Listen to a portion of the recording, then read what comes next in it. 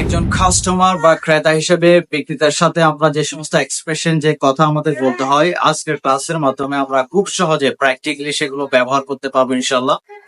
So আমি বাংলা বলবো এবং আমার সেকেন্ড সাবজেক্ট ইংরেজি পড়ার চেষ্টা করবে।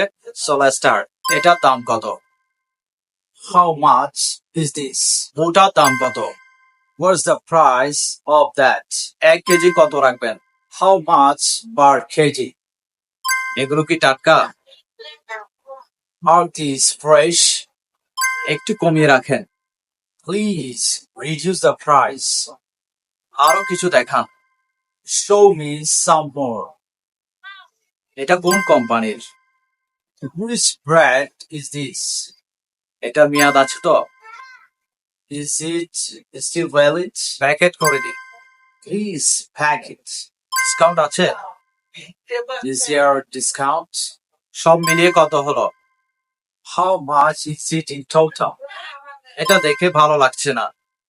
This doesn't look good to me. That's all. আজকের পর থেকে কেনাকাটা বিষয়ক সকল কথা আমরা খুব সহজে ব্যক্ত করতে পারবো। So let's practice these sentences at your home.